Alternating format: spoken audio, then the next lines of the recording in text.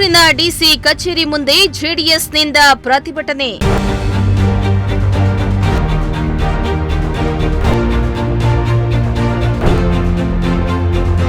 ರಸಗೊಬ್ಬರ ಯೂರಿಯಾ ಕೊರತೆ ಖಂಡಿಸಿ ಸರ್ಕಾರದ ವಿರುದ್ಧ ಪ್ರೊಟೆಸ್ಟ್.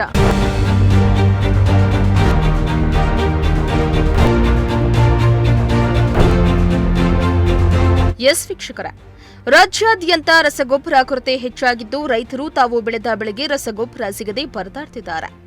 ಇತ್ತ ಎಪಿಎಂಸಿ ಯಾರ್ಡ್ಗಳಲ್ಲಿರುವ ರಸಗೊಬ್ಬರ ಕೇಂದ್ರಗಳಲ್ಲಿ ಕ್ಯೂ ನಿಂತ್ಕೊಂಡ್ರೆ ಸಿಗ್ತಾ ಇಲ್ಲ ಅಂತ ಹಲವು ಜಿಲ್ಲೆಗಳಲ್ಲಿ ರೈತರು ಹೋರಾಟ ಮಾಡ್ತಿದ್ದಾರೆ.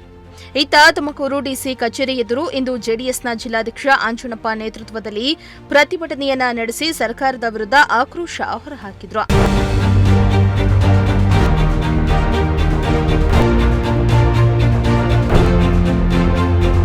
ಇನ್ನು ಪ್ರತಿಭಟನಾ ನಿರತರನ್ನ ಕುರಿತು ಜೆಡಿಎಸ್ ಮುಖಂಡ ಶಾಂತಕುಮಾರ್ ಮಾತನಾಡಿ, ರಾಜ್ಯಾದ್ಯಂತ ರಸಗೊಬ್ಬರದ ಕೊರತೆ ಹೆಚ್ಚಾಗಿದೆ. ರೈತರಿಂದ ರಸಗೊಬ್ಬರಕ್ಕೆ ಬೇಡಿಕೆ ಹೆಚ್ಚಾಗ್ತಾ ಇದೆ. ಇತ್ತ ಕೇಂದ್ರ ಸರ್ಕಾರ ಈಗಾಗಲೇ 6,80,00,000ದಷ್ಟು ರಸಗೊಬ್ಬರವನ್ನ ರಾಜ್ಯಕ್ಕೆ ಕೊಟ್ಟಿದೆ. ಆದರೆ ಈ ಕಾಂಗ್ರೆಸ್ ಸರ್ಕಾರ ರಸಗೊಬ್ಬರವನ್ನ ಹಂಚಿಕೆ ಮಾಡುವಲ್ಲಿ ವಿಫಲರಾಗಿದ್ದಾರೆ. ಇತ್ತ ಕೇಂದ್ರದಿಂದ ನಮಗೆ ಏನೂ ಪ್ರಯೋಜನ ಇಲ್ಲ ಎಂದು ಗೂಬೆ ಕೂರಿಸುತ್ತಿದ್ದಾರೆ. ಯಾವಾಗ ಈ ಕಾಂಗ್ರೆಸ್ ಸರ್ಕಾರ ಬಂದರೂ ರೈತರಿಗೆ ಸಮಸ್ಯೆ ತಪ್ಪಿತಲ್ಲ. ಇತ್ತ ರಸಗೊಬ್ಬರವನ್ನ ಕಾಳಸಂತೆಯಲ್ಲಿ ಸರ್ಕಾರವೇ ಮಾರಾಟ ಮಾಡ್ತಿದ್ಯಾ ಅನ್ನೋ ಪ್ರಶ್ನೆ ಕೂಡ ಮೂಡ್ತಾ ಇದೆ. ಅತ್ತ ದಲ್ಲಾಳಿಗಳ ಜೊತೆ ಸರ್ಕಾರ ಮಿಂಗಲಾಗಿದ್ದಾರೆ ಎನ್ನಲಾಗ್ತಾ ಇದೆ. ಭ್ರಷ್ಟಾಚಾರ ತಡಿತೇವೆ ಅಂತ ಹೇಳುವ ಸರ್ಕಾರ ಭ್ರಷ್ಟಾಚಾರದಲ್ಲಿ ಮುಳುಗ್ತಾ ಇದೆ.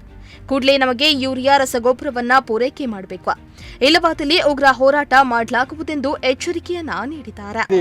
ರಾಜ್ಯಾದ್ಯಂತ ಇದೊಂದು ಈಗಾಗಲೇ ಪ್ರತಿಭಟನೆ ಶುರುವಾಗಿದೆ. ನಮ್ಮ ಬೇಡಿಕೆ ಇಷ್ಟೇ, ಈಗಾಗಲೇ ರಸಗೊಬ್ಬರದ ವಿಚಾರ ಬಗ್ಗೆ ಎಲ್ಲ ರೈತರು ಅಸಮಾಧಾನ ಆಗಿದ್ದಾರೆ. ಪಾಪ ಎಲ್ಲ ಈಗ ಕೇಂದ್ರ ಸರ್ಕಾರದ ಮೇಲೆ ಪ್ರತಿಯೊಂದು ವಿಷಯಕ್ಕೂ ಕೇಂದ್ರ ಸರ್ಕಾರದ ಮೇಲೆ ಈಗ ಗೋಬೆ ಕರುಸ್ತಾ ಇದ್ದಾರೆ. ಈಗಾಗಲೇ ಅವ್ರು ಹೇಳ್ತಾ ಇದ್ದಾರೆ 6,40,80,00,000 ಈಗಾಗಲೇ ಪೂರೈಕೆ ಆಗಿದೆ ಅಂತ. ಬಹುಶಃ ಇವರು ಅದನ್ನು ಹಂಚಿಕೆ ಮಾಡೋದ್ರಲ್ಲಿ ವಿಫಲರಾಗಿದ್ದಾರೆ ರಾಜ್ಯ ಸರ್ಕಾರ. ಇವರು ಯಾವಾಗಲೂ ರಾಜ್ಯ ಸರ್ಕಾರ ಯಾವಾಗ ಬರುತ್ತೆ ಕಾಂಗ್ರೆಸ್ ಸರ್ಕಾರ ಬಹುಶಃ ರೈತರ ಹಿತಾಸಕ್ತಿ ಕಾಪಾಡೋದ್ರಲ್ಲಿ ವಿಫಲರಾಗಿದ್ದಾರೆ. ಈ ಬಾರಿ ಕಾಳಸಂತೆನಲ್ಲಿ ಮಾರಾಟ ಆಗಿದೆ ಅಂತ ಒಂದು ವಿಚಾರ, ಮತ್ತು ಡಬಲ್ ರೇಟಲ್ಲಿ ಕೊಟ್ಟು ಮಾರಾಟ ಮಾಡಬೇಕು, ಮತ್ತು ದಲ್ಲಾಳಿಗಳು ತಗೊಂಡು ಅದ್ರ ಮುಖಾಂತರ ಕಾಂಗ್ರೆಸ್ ಸರ್ಕಾರದ ಸಚಿವರುಗಳು ಇವತ್ತು ಅದರ ದುಡ್ಡು ಮಾಡ್ತಾ ಇದ್ದಾರೆ ಅಂತ ಒಂದು ವಿಚಾರ. ಗೊಬ್ಬರದಲ್ಲೂ ರೈತರ ಅಭಿವೃದ್ಧಿನಲ್ಲೂ ಈ ಥರ ಕರಪ್ಷನ್ ಆದರೆ ಹೆಂಗೆ ರೈತರು ಬದುಕೋದು? ಬಹುಶಃ ಇಷ್ಟೊಂದು ಸಂಖ್ಯೆಯಲ್ಲಿ ಇವತ್ತು ವೋಟ್ ಮಾಡಿ 138 ಅಧಿಕಾರ ಕೊಟ್ಟು ಇವತ್ತು ರೈತರ ಹಿತಾಸಕ್ತಿ ಕಾಪಾಡ್ತಾ ಇಲ್ಲ ಅಂತಂದರೆ ರೈತರು ಎಲ್ಲೋಗಬೇಕು? ಇವತ್ತು ಹೆಚ್ಚಿನ ರೀತಿಯಲ್ಲಿ ಮಳೆ ಆಗಿದೆ. ಈ ಬಾರಿ ಮಾನ್ಸೂನಲ್ಲಿ ಒಳ್ಳೆಯ ಮಳೆ ಆಗಿದೆ, ಮುಂಗಾರು ಬೇಗ ಪ್ರವೇಶ ಮಾಡ್ತು.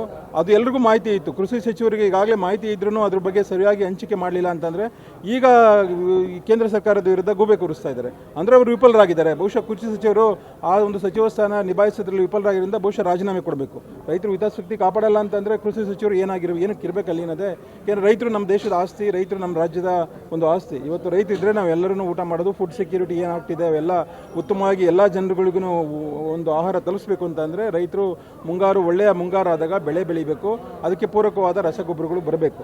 ಇವತ್ತು ನೀವು ರಸಗೊಬ್ಬರನೇ ಕೊಡಲಿಲ್ಲ ಅಂತಂದರೆ ರೈತರು ಆತಂಕದಲ್ಲಿದ್ದಾರೆ. ಹಾಗಾಗಿ ದಯಮಾಡಿ ಅದ್ರ ವಿರುದ್ಧ ನಾವು ಹೋರಾಟ ಮಾಡ್ತಾ ಇದ್ದೀವಿ. ಇದೊಂದು ಎಚ್ಚರಿಕೆಯಾಗಿ ನಮ್ಮ ರಾಜ್ಯದ ಜಿಲ್ಲೆಯ ರೈತರ ಧ್ವನಿಯಾಗಿ ಒಂದು ಹೋರಾಟ ಮಾಡಿದ್ವಿ. ಮುಂದಿನ ದಿವಸದಲ್ಲಿ ದೊಡ್ಡ ಮಟ್ಟದಲ್ಲಿ ಹೋರಾಟ ಮಾಡ್ತೀವಿ. ಇನ್ನು ಪ್ರತಿಭಟನೆಯಲ್ಲಿ ಕಾಂಗ್ರೆಸ್ ಸರ್ಕಾರದ ವಿರುದ್ಧ ಧಿಕ್ಕಾರ ಕೂಗಿದ್ರು. ಈ ಕಾಂಗ್ರೆಸ್ ಸರ್ಕಾರಕ್ಕೆ ರೈತರ ಮೇಲೆ ಕಿಂಚಿತ್ತೂ ಕಾಳಜಿ ಇಲ್ಲ.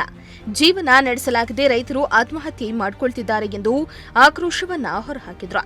ರಸಗೊಬ್ಬರ ಸಮಸ್ಯೆಯನ್ನ ಶೀಘ್ರವೇ ಪರಿಹರಿಸುವಂತೆ ಅಧಿಕಾರಿಗಳಿಗೆ ಮನವಿ ಮಾಡಲಾಯಿತು. ಈ ಸಂದರ್ಭದಲ್ಲಿ ಜಿಲ್ಲಾಧ್ಯಕ್ಷ ಆರ್ಸಿ ಆಂಜನಪ್ಪ, ಜೆಡಿಎಸ್ ಮುಖಂಡ ನಾಗರಾಜು ಹಾಗೆ ನೂರಾರು ಜೆಡಿಎಸ್ ಮುಖಂಡರು ಹಾಜರಿದ್ದರು. ಕ್ಯಾಮರಾ ಪರ್ಸನ್ ಹರೀಶ್ ಜೊತೆ ದೀಪಕ್ ಕೆಂಕೆರೆ, ಪ್ರಜಾಶಕ್ತಿ ಟಿವಿ, ತುಮಕೂರು.